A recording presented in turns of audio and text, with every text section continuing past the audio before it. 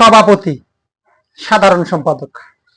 সভাপতি আর সাধারণ সম্পাদকে ভরে গেছে আমাদের দেশটা। কথাটা আমি কেন বললাম একটু শুনে যাবেন দয়া করে, বকাঝকা দেওয়ার আগে। বিশ্বের অন্যান্য দেশে দেখবেন যে কলেজ ভার্সিটিগুলোতে গবেষণা বিষয়ক পড়াশোনা করানো হয়।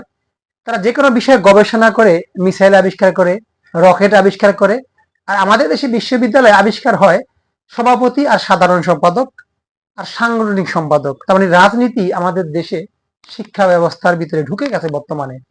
বিশ্বের প্রায় 1000 বিশ্ববিদ্যালয়ের ভিতরেও আমাদের এই যে ঢাকা বিশ্ববিদ্যালয় কিংবা আমাদের কোনো বিশ্ববিদ্যালয় নেই, এটা আমাদের জন্য নিন্দনীয়। আপনি দেখবেন যে একটা আদালতে একটা বিশ্ববিদ্যালয়ে সাদা দল, নীল দল, কালা দল, এগুলো কিসের দল? এগুলো আসলে বুঝে আসে না। এই কথাগুলো বললে, হক কথা বললে অনেকের আবার গায়ে জ্বলে। আরে ভাই, শিক্ষা ব্যবস্থা ধ্বংস হয়ে যাচ্ছে। আপনার সন্তান, আমার সন্তান ভার্সিটিতে গিয়ে তারা পড়াশোনা না করে, গবেষণা না করে তারা সেখানে রাজনীতি করছে। সাধারণ সম্পাদক আর সভাপতি হওয়ার দৌড়ে তারা বিভিন্ন রাজনৈতিক শর্ত ছায় বিভিন্ন অপকর্ম করে এবং বিশ্ববিদ্যালয় হল দখল, টেন্ডারবাজি, দখলবাজি, চাঁদাবাজির সাথে জড়িয়ে যাচ্ছে। দুঃখজনক। আমার সন্তানকে, আপনার সন্তানকে আমি কি ভার্সিটিতে, কলেজে পাঠিয়েছি এই যে সভাপতি, সাধারণ সম্পাদক হওয়ার জন্য? এটা অনিশ্চিত ভবিষ্যতে তাদেরকে ঠেলে দেওয়ার জন্য। দুঃখজনক ভাই, দুঃখজনক, খুবই দুঃখজনক কথাগুলো বলি, কারণ আমি একটি সচেতন মানুষ। আরে ভাই, রাজনৈতিক নেতারা, এটা শুধু আজকে নতুন দৃশ্য নয়, বিগত 20-30 বছর যাবত আমাদের চলতে আছে। রাজনৈতিক নেতারা ক্যাডার পালে, এই ক্যাডার বাহিনীগুলোর ভবিষ্যৎ অন্ধকার। 2-1 জন হয়তো সাইন করে জীবনে, তাও অবৈধ পথে টাকা কামিয়ে। বেশিরভাগ ছাত্র কিংবা বেশিরভাগ আপনার রাজনৈতিক নেতার জীবন শেষ হয়ে যায় এই রাজনীতি করতে করতে, শেষ বয়সে কিছুই পায় না। তারপরও কিছু পোলাপান এর পিছনে দৌড়ায়। আপনি দেখবেন যে বিশ্ববিদ্যালয়টা মিছিল হলে হাজার হাজার পোলাপান মিছিল করছে। কি স্বার্থে? এটা রাজনৈতিক স্বার্থে। কেন স্বার্থ? যে আমি মিছিলে না গেলে হয়তো আমার সমস্যা হবে, আমি হল পাবো না, সিট পাবো না, সুযোগ সুবিধা পাবো না। দুঃখজনক ভাই। এখান থেকে বেরিয়ে আসতে না পারলে এটা আমাদের দেশ কখনো ভালো জায়গায় যাবে এটা আমার মনে হয় না। আর ভাই, পৃথিবীর অন্যান্য বিশ্ববিদ্যালয়গুলো সায়েন্টিফিক পড়াশোনা হয়, আবিষ্কার হয়, এরোপ্লেন আবিষ্কার করে, তারা মিসাইল আবিষ্কার করে, তারা রকেট আবিষ্কার করে, তারা রোবট আবিষ্কার করে। আর আমাদের দেশে আবিষ্কার হচ্ছে, আমি তো বললামই, সভাপতি আর সাধারণ সম্পাদক। এই হলো অবস্থা।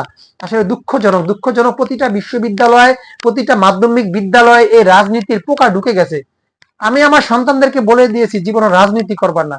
ভোট দেবার ঠিক আছে, কিন্তু রাজনীতির দরকার নেই। এটা হলো একটা নষ্ট জীবন। এই নষ্ট জীবনে ঢুকে আপনার আমার সন্তান শুধু নষ্টই হয়ে যাবে।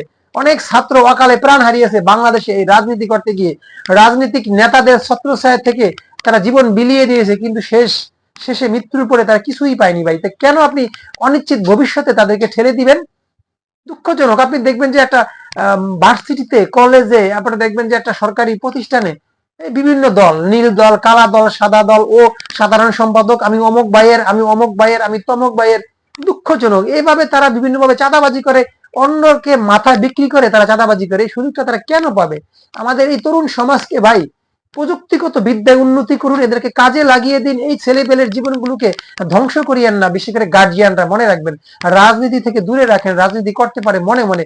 ফেসবুক খুললেই দেখবেন যে সকালে ঘুম থেকে উঠে একটা দলে বদনাম করবে, একটা পোস্ট দেবে, রাজনৈতিক পোস্ট, গালাগালি, বকাঝকা, এই অবস্থা, এই অবস্থা। আরে আমাদের সে ভার্সিটি পোলাপান গুপ্ত গুপ্ত লিখতে ভুল করে, যে একটা ভার্সিটির ছাত্র সে গুপ্ত লিখতে পারতেছে না। গুপ্ত নিয়ে কয়েকদিন যাবত কিন্তু ভালো একটা আলোচনা সমালোচনা করছে। সে ভার্সিটিতে পড়াশোনা করে। অনেকে আবার দেখলাম যে 12 মাসের নাম বলতে পারে না। দুঃখজনক, দুঃখজনক। এই রাজনীতির পোকা তাদের ব্রেনটাকে ধ্বংস করে দিয়েছে। এখান থেকে আমাদের দেশে সচেতন অনেক রাজনীতিবিদ আছে। আমাদের প্রধানমন্ত্রী অনেক সচেতন। আমি আপনার দিকে দৃষ্টি আকর্ষণ করব, এই ছাত্র রাজনীতিরা যাতে কমানো যায়। এটা বন্ধ করা সম্ভব যদি হয় বন্ধ করে দিন। আর যদি সম্ভব না হয়, কিভাবে ছাত্রদেরকে রাজনীতি থেকে দূরে রেখে এদেরকে প্রযুক্তিগত বিদ্যায় আবিষ্কার করার জন্য তাদের মেধাকে আরো উন্নত করা যায়, তাদেরকে বেকারত্ব দূর করে যাতে ইনকাম করা যায়, স্বাবলম্বী করা যায়, এই বিষয়গুলো ভাবুন। নাইলে এই দেশের ভবিষ্যৎ অনিশ্চিত।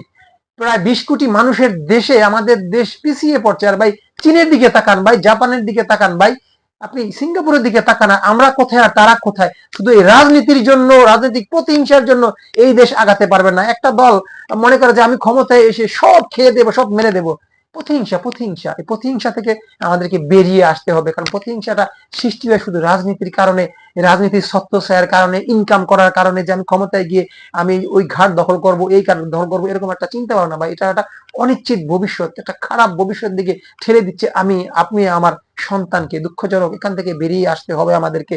জানি না কথাগুলো কেমন লেগেছে, যদি ভালো লেগে থাকে কমেন্টে লিখে জানাবেন।